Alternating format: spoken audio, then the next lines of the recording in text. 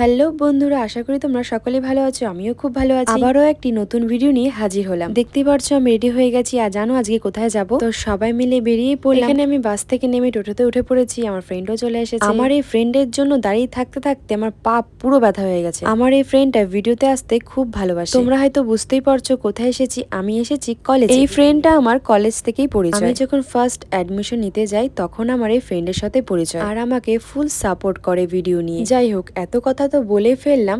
ওহো, মেন কথা তো বললামই না।